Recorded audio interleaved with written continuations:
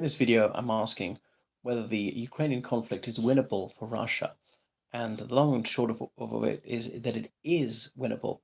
Doesn't mean they're definitely going to win, but there is a distinct possibility they could win. And I'll go into why later, contingent on several factors. And it also depends how one defines victory. Well, remember, Putin at the outset, that pre-dawn broadcast, the day he launched this illegal war of aggression, he said the objectives were twofold: to denazify and to demilitarize Ukraine. That's definitely regime change, and definitely making sure that NATO never takes in Ukraine, and that Ukraine's military is greatly degraded, if not completely deprived of armed forces altogether. So the beginning didn't say he wanted to take an inch of territory, and indeed specifically disowned the idea of claiming any land. Now they've obviously reneged on that one. They're already openly saying they're going to stage referenda in various of the illegally occupied territories with a view to their incorporation into Russia.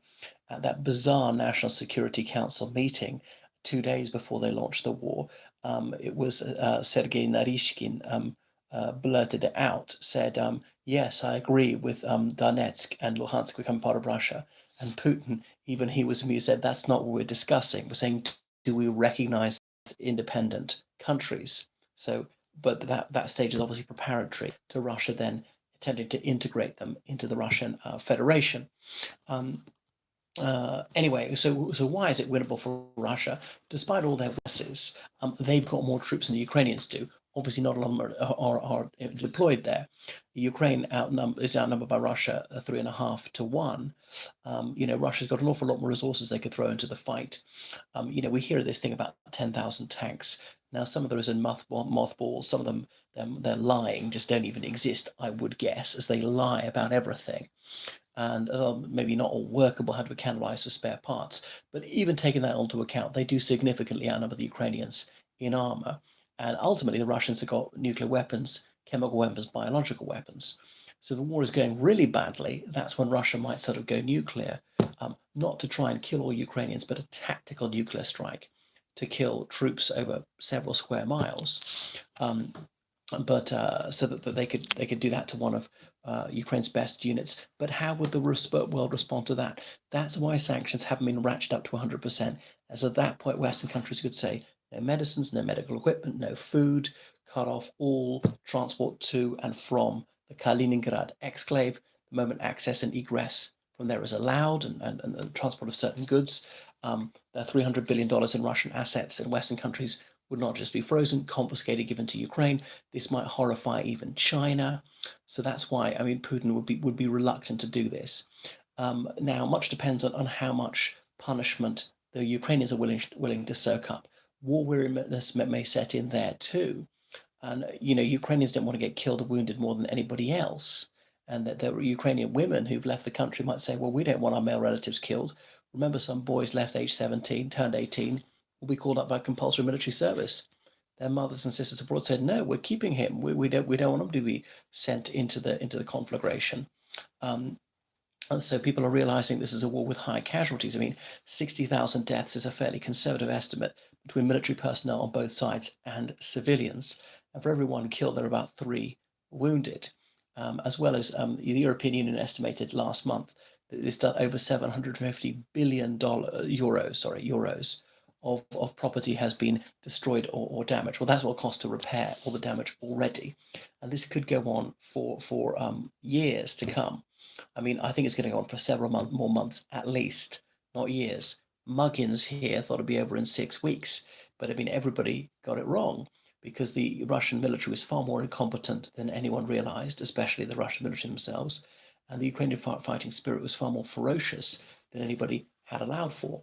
And because the Ukrainians put up a fight, NATO countries, it was concluded it was worthwhile arming them. They weren't going to fold, and this weapons aren't certainly going to fall into Russian hands.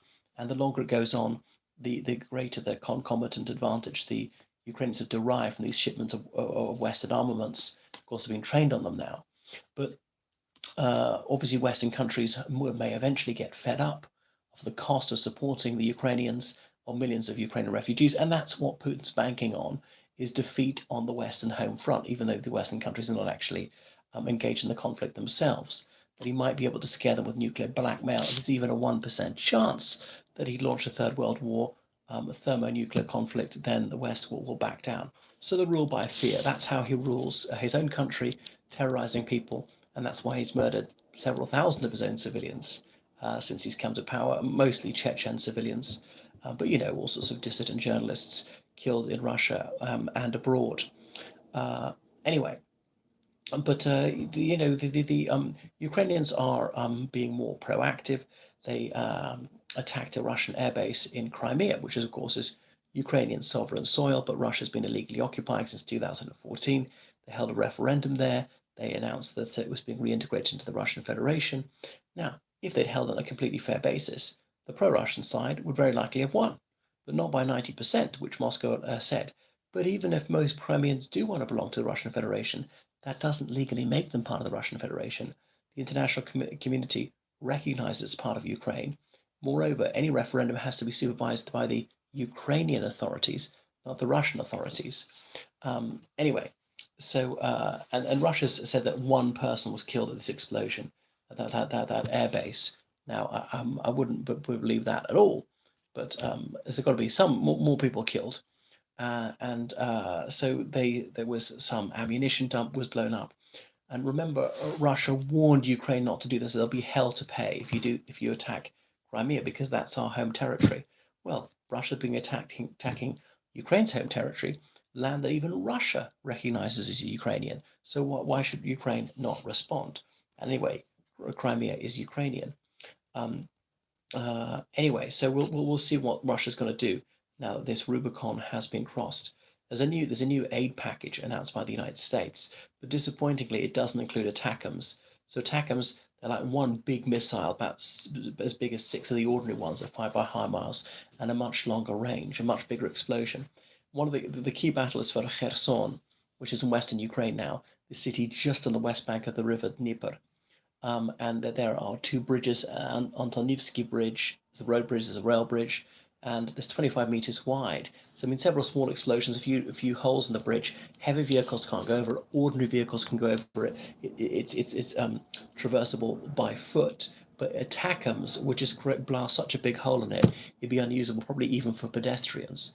Take out the Russian pontoon bridges, but the Biden administration is perhaps being overcautious. So it's making this war protracted. It's making it bloody for Russia.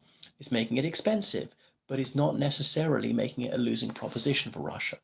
So this could be turned into a new Afghanistan for the Russians, a way to bleed them white. And you think of all this hardware that the NATO countries create. Hundreds of billions of dollars they spend every year on new kit, which ideally will never be used. But as Russia is the main potential enemy, if the Ukrainians are willing to use it, and that will greatly enfeeble Russia, well, so much the better from a NATO's perspective, because then these NATO countries won't need to fight Russia themselves, because Russia will have been so weakened, it'll be in no position to fight them.